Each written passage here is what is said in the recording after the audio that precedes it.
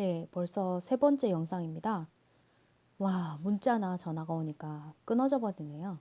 자, 이어가도록 하겠습니다. 7번.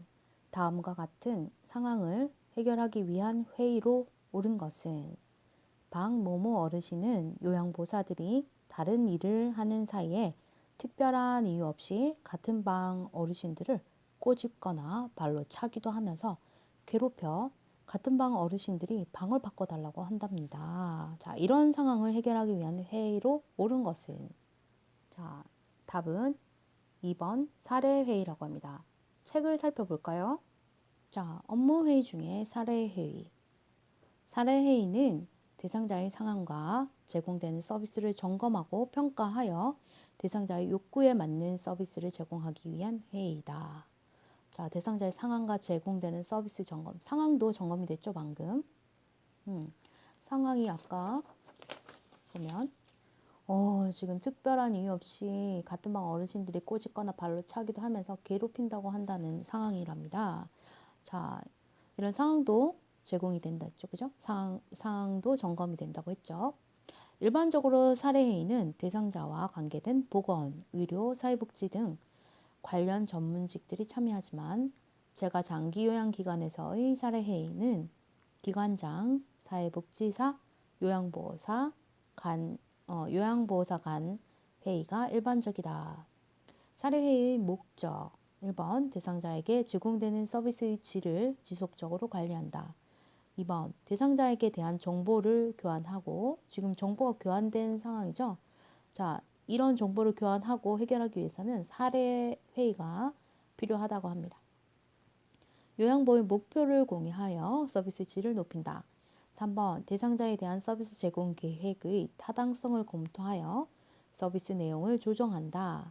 4번 대상자와 관계된 직종들의 역할 분담을 명확히 한다. 자, 사례 절차도 한번 보고 넘어가겠습니다. 사례회의 절차. 사례회의 절차죠. 장기요양기관에서 기관장과 요양보호사를 중심으로 개최되는 사례회의의 일반적인 절차이다. 자, 사례회의는 기관장과 요양보호사를 중심으로 개최가 된다고 하니까 이 참여자는 기관장과 요양보호사겠죠. 1번 사전에 사례회의의 일자, 장소, 주제에 대해 공지한다. 2. 당일 사례회의 참가자를 소개한다. 사회는 관리 책임자가 한다. 3번 사례회의 목적을 밝히고 소요 시간을 정한다.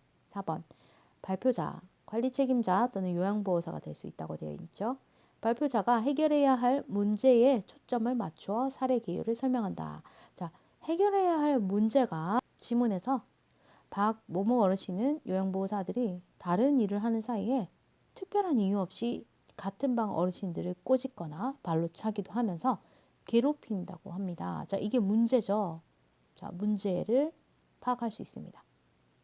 그래서 이에 따라서 같은 방 어르신들이 방을 바꿔달라고 한다라는 어떤 문제점까지 이르게 됐다고 하는 거죠. 따라서 해결해야 할 문제에 초점을 맞추어 사례 기호를 설명하고 회의를 하겠죠. 해결해야 할 문제에 대해 참가자의 의견을 듣는다. 회의 결과 및 향후 계획을 논의한다. 회의록을 작성하고 참가자들로부터 서명을 받는다라고 되어 있습니다. 자, 그래서 7번 다음과 같은 상황을 해결하기 위한 회의로 옳은 것은 사례회의이다. 사례회의죠. 자, 보기 중에 간담회의는 원래회의라고도 합니다. 자, 사례회의 보고 간담회의 안 보고 넘어갈 수 없겠죠. 원래회의 잠깐 보고 가겠습니다. 자, 원래회의. 원래회의는 요양보호사들이 정보와 경험을 서로 공유하고 장기요양기관이 요양보호사들에게 업무에 관련된 정보를 전달하거나 요양보호사들로부터 애로사항을 듣기 위해 개최하는 회의다. 주로 월 단위로 이루어지며 간담회라는 명칭을 불리기도 한다. 봤죠? 방금 문제지에 원래 회의는 간담회이다. 원래 회의는 다음과 같은 특징이 있다. 관리자가 요양보호사의 업무와 관련된 정보와 업무 준수사항 등을 전달한다. 예를 들어 출퇴근 시간 엄수하고 급여 제공 기록지 사용에 대한 설명, 이런 사고 등 응급 상황에 대한 대처, 가족 요양을 하고 있는 요양보호사의 입원 및 해외 출국에 대한 철저한 보고 필요성 등을 전달한다고 합니다. 자, 원래 회의는 요양보호사가 대상자에 대한 요양보호와 관련된 정보, 예를 들어 대상자의 건강, 사고에 대한 정보를 전달한다고 합니다. 관리자가 요양보호사로부터 기관 운영, 인사, 복리 후에 대해 의견 및 애로사항을 듣고 원래 회의에 제안된 의견이나 애로사항에 대해 어떻게 조치하였는지 다음 원래 회의 때 보고한다라고 되어 있습니다. 자, 사례회의와는 좀 다르죠? 자, 그래서 아까 같은 문제는 사례회의를 통해서 해결책을 찾도록 합니다. 8번. 다음 중 요양보호 기록의 목적으로 옳은 것은? 자, 요양보호 기록의 목적입니다. 5번. 가족과 정보 공유를 통해 의사소통을 원활하게 하기 위해서이다. 맞는지 책으로 돌아가 볼까요? 자, 요양보호 기록의 목적은 그 요양보호 기록 및 업무보고 영상 중에 제일 첫 번째 영상 보시면 다 한번 읽어드렸습니다. 자, 여기서 이제 특히 지금 문제에 해당되는 답은 가족과 정보 공유를 통해 의사소통을 원활하게 한다였죠. 서비스 내용에 대한 정확하고 성실한 기록은 가족에게 신뢰감을 줄 수 있으며 요양보호사의 전문성을 향상하는 데 도움이 된다. 기록을 통해 가족과 정보를 공유함으로써 의사소통을 한층 더 원활히 할 수 있다라고 되어 있습니다. 따라서 다음 중 요양보호 기록의 목적으로 옳은 것은 5번 가족과 정보 공유를 통해 의사소통을 원활하게 하기 위해서이다. 가 맞습니다. 1번 기록하는 습관을 유지하기 위해서 습관을 유지하는 게 아니라 서비스의 연속성을 유지하기 위해서죠. 2번 시설장의 지시에 따르기 위해서 이거 아니죠. 3번 대상자의 건강 증진을 향상시켜주기 위해서 아닙니다. 물론 질 높은 서비스를 제공하는 데 도움이 되기는 하지만 구체적으로 건강 증진을 향상시켜 주기 위해서 기록을 한다. 이건 아닙니다. 4번 전문가에게 대상자의 정보를 비밀로 하기 위하여 기록한다고요? 비밀로 하면 기록 안 하겠죠? 어쨌거나 전문가에게 대상자의 정보 비밀로 하기 위하여 요양보호 기록을 써야 한다. 이건 아닙니다. 자, 답은 가족과 정보 공유를 통해 의사소통을 원활하게 하기 위해서이다. 자, 그럼 9번으로 넘어가겠습니다. 9번. 다음과 같은 상황에서 적절한 업무 보고 형식은 자, 어떤 상황일까요? 정확성이 필요할 때. 자, 정확성 하면 떠오르는 게 서면 보고가 일단 떠오르죠. 자, 기록을 할 수 있다는 거는 정확하게 기록하고 잊혀지지 않겠죠? 그러면은 서면 보고도 될 수 있고, 그 원격 보고, 즉 그 앱으로 보고하는 것도 될 수 있겠죠. 자, 자료를 보존할 필요가 있을 때, 자, 그럼 문서로 자료를 남겨야 보존이 되겠죠. 자, 서면 보고도 해당되고, 서면 보고와 전산망 보고도 될 수 있겠죠. 서면 보고와 같이 기록으로 남길 수 있다라고 했으니까. 자, 세 번째, 정기적으로 보고할 내용이 있을 때 서면 보고를 해야 한다. 이 모든 세 개 모두 포함하는 형식은 업무 보고 형식은 서면 보고입니다. 서면 보고 잠깐 다시 보고 가겠습니다. 서면 보고, 보고 내용이 복잡하거나 숫자나 지표가 필요한 경우 정확히 보고할 필요가 있거나 아까 정확성이 필요하다고 했죠. 자료를 보존할 필요가 있을 때, 자, 이것도 두 번째에 해당됐습니다.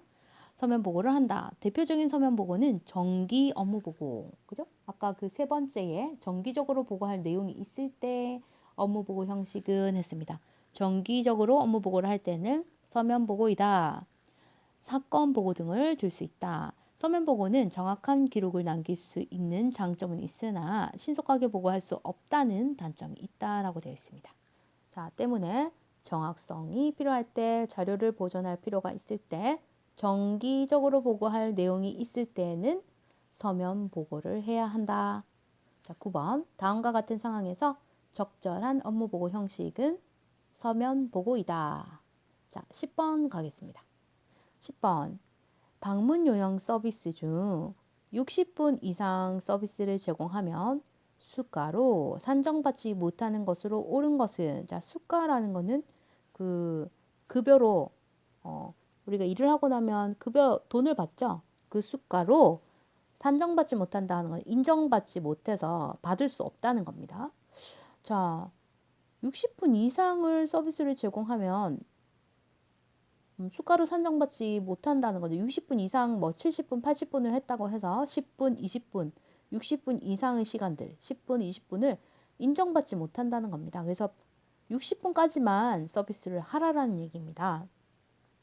자, 방문 요양 서비스 중 60분 이상 서비스를 제공하면 수가로 산정받지 못하는 것으로 옳은 것은, 이 말은 60분 이내에 서비스를 제공해야 하는 것은 말벗, 격려, 위로. 자, 정서 지원 서비스입니다. 정서 지원 서비스, 말벗이 되거나 격려를 하거나 위로를 하는 정서 지원 서비스는 60분까지만 서비스를 하라라고 지침이 되어 있습니다. 자, 책에서 서비스 종료 전송 부분에 보면 쭉쭉쭉 내려가면, 자, 전송 요청에 정서 지원 항목은 60분 이하로 입력해야 된다라고 되어 있습니다. 60분 이하, 60분 이상이라고 해도 그 60분을 넘는 시간은 인정을 받지 못한다는 겁니다.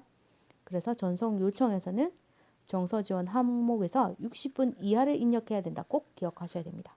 자, 60분하고 관련된 거 하나만 더 살펴보고 가겠습니다. 자, 다음 장에 보면 인지 자극 활동은 60분 이상을 입력해야 된다고 되어 있습니다. 59분 뭐 이렇게 하면은 그 수가로 인정을 받지 못하는 겁니다. 그래서 60분 이상 뭐 제공했던 서비스의 시간을 입력하면 됩니다. 자, 다시 한번 보면 정서 지원은 60분 이하. 자, 59분, 30분 뭐 이렇게는 입력이 돼도 61분, 62분 입력은 안 된다는 겁니다. 정서 지원은 60분 이하까지만. 하지만 인지 자극 활동은 60분 이상 입력해야 된다. 이건 꼭 기억하셔야 되는 포인트입니다. 자, 잠깐 볼까요? 목욕 도움 얼마나 제공해야 될까요? 자, 목욕은 40분 이상 제공 시 전송 가능하다. 못해도 40분은 채워야 한다라는 겁니다. 39분을 뭐 서비스 제공하고 39분 했다고 인식 전송을 하면 급여 인식을 해주지 않는다고 합니다. 목욕은 40분 이상 꼭 기억해 두세요. 자, 이번에 식사동, 외출시 동행, 신체 기능 유지 증진은 정확한 시간이 책에 나와 있지 않습니다. 그래서 우리가 정확히 알 수 있는 것들이 목욕 도움이나 말벗, 격려, 위로인데, 자, 60분 이상 서비스를 제공하면 수가로 산정받지 못하는 것은 정서 지원 서비스다. 그래서 정서 지원 서비스는 60분 이하로 해야 한다. 자, 그것만 기억하시면 되겠죠? 11번 요양보호 기록의 원칙에 대한 설명으로 옳은 것은 1번 서비스 중심으로 기록한다. 자, 이게 답입니다. 요양보호 기록의 원칙에 대한 설명으로 옳은 것은 서비스 중심으로 기록한다. 자, 2번, 3번, 4번, 5번 보기와 책을 비교해 가면서 알아보도록 하겠습니다. 2번 추상적인 용어를 사용한다. 맞을까요? 자, 요양보호 기록의 원칙을 보시면 사실 있는 그대로를 기록한다. 기록은 객관적인 사실을 토대로 해야 하며 요양보호사의 생각이나 의견 등의 주관적인 내용은 피해야 한다. 상황 묘사에 있어서도 요양보호사의 주관은 피하고 사실 그대로 작성한다.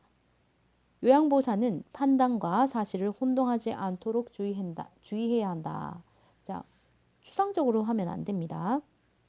자, 용어 부분이었죠. 추상적인 용어를 사용한다라고 아까 보기에 되어 있었는데 공식화된 용어를 사용해야 됩니다. 문장은 의미가 분명하게 전달될 수 있도록 해야 하며 사투리나 맞춤법에 어긋나는 표현이 없어야 한다라고 되어 있습니다. 공식화된 용어, 그렇죠? 사용해야 하는 용어로 사용해야 한다고 됩니다. 그래서 2번은 틀렸습니다. 3번 서비스 제공 과정만 기록한다. 과정만 기록해야 할까요? 자, 책에 보면 서비스의 과정과 결과를 정확하게 기록한다라고 되어 있습니다. 자, 여기 핑크로 체크가 되어 있는 거는 시험에 나왔다는 표현입니다. 서비스의 과정과 결과를 정확하게 모두 기록해야 됩니다. 요양보호사로서 무엇을 어떻게 하였는지, 대상자는 어떻게 반응하였는지, 뭐 거부를 했는지, 그죠? 과정과 결과를 정확하게 기록해야 한다. 요양보호사의 활동과 효과를 입증할 수 있도록 서비스 중심으로 기록한다라고 되어 있습니다. 그래서 3번 서비스 제공 과정만 기록한다 틀렸습니다. 결과도 정확하게 기록해야 합니다. 4번 업무 종결 후 한꺼번에 기록한다 틀렸죠? 4번 기록을 미루지 않고 한꺼번에 하면 안 되죠. 미뤄서 기록을 미루지 않고 그때그때 신속하게 작성한다. 기록은 가능한 한 빠른 시간 내에 작성한다. 시간이 경과되면 기억이 희미해져서 사실이 왜곡될 가능성이 있기 때문에 기억이 확실할 때 작성한다. 시간의 흐름 순서에 따라 요양보호사가 한 일과 대상자에게 일어난 변화에 초점을 두어 작성한다라고 되어 있습니다. 자, 5번 요양보호사의 주관적인 판단을 기록한다. 안 되죠? 아까 1번에서 사실 있는 대로 그대로 기록하고 객관적인 사실을 토대로 해야 하며 자, 2번 육하 원칙 바탕으로 기록한다. 이거 잠깐 살펴보겠습니다. 필요한 사항을 빠뜨리지 않고 정확하게 기록하는 것이 중요하다. 그렇게 하기 위해서는 누가, 언제, 어디서, 무엇을, 어떻게, 왜 하였는지 육하 원칙에 따라 작성한다.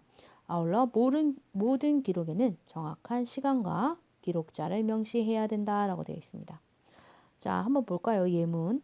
기록을 명확하게 하려면 육하 원칙을 지켜야 한다. 누가?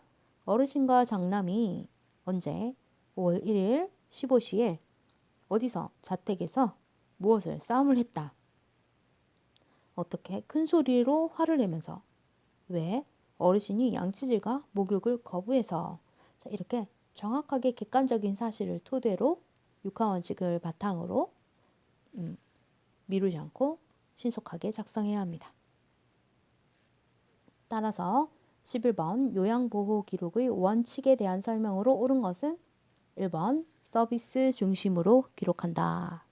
자, 12번부터 15번이 남아 있습니다. 자, 그 영상은 다음 편에서 보도록 하겠습니다. 파이팅!